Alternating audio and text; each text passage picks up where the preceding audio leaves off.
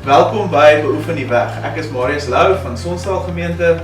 En ek is Wynand Breidenbach van Durbanville Gemeente.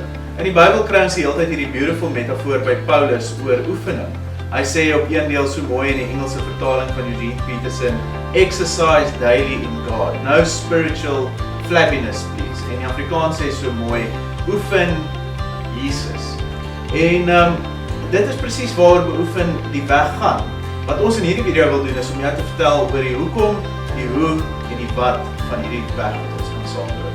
In hierdie reeks nooi Jesus ons uit, nie na 'n nuwe geloof toe of 'n ander geloof toe nie, maar na disipelskap. Die woord vir disipel in die Grieks is mathetes. Mathetes beteken iets soos leerling, student of 'n vakleerling. En hierdie vakleerlinge, hierdie leerlinge, hierdie volgelinge, se doel was nie om 'n klomp inligting in te win van wat dit beteken om 'n disipel te wees. Nee, hulle het meer fokus op die formasie. En hoe hulle dit gedoen het, was om 3 maniere. Die eerste een was om by die rabbi te leef. Alles by die rabbi te doen, naby aan die rabbi te leef. Om waarheid te sê, so naby aan die rabbi te leef, dat selfs die stof van die rabbi omval op die student se klere. Natuurlik was dit nie al wat hulle moes doen nie. Hulle moes nie net by die rabbi wees nie, hulle moes ook later soos die rabbi word, soos die rabbi loop, soos die rabbi eet, soos die rabbi drink.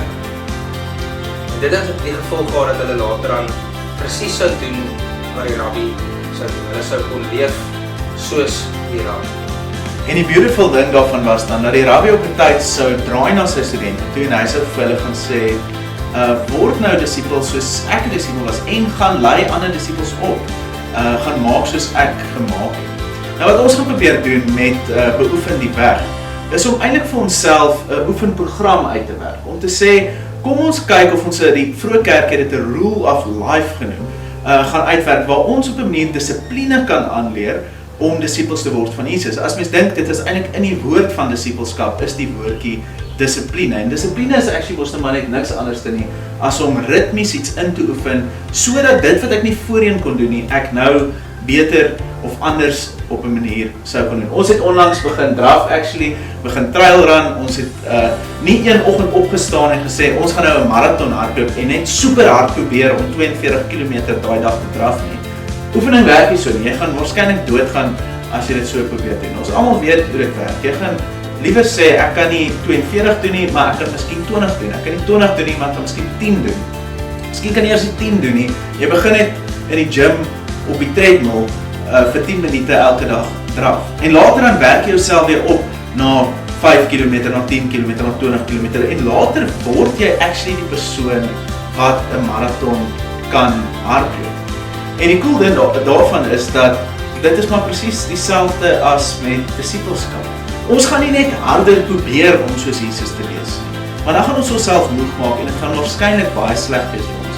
Ons gaan stadig en ritmies probeer inoefen om soos Jesus te wees. So wat is hierdie oefening wat ons gaan doen? Net soos wat jy sou oefen vir draf, so ons spirituele ritmes wat ons gaan inoefen. En die ritmes is ritmes soos Sabbat, afsondering, gebed, om te vas, die Bybel te lees, eenvoudig te lewe, vrygewig te lewe, gasvryheid te oefen en dan natuurlik om in 'n gemeenskap te leef. En ons moet regtig verstaan dat hierdie doel van hierdie reeks is nie om net die ritmes in te leer soos wat jy nou gesê het nie, maar om regtig te groei in ons liefde. Ons nooi jou uit om saam met ons te kom op hierdie reis om die weg van Jesus in te oefen.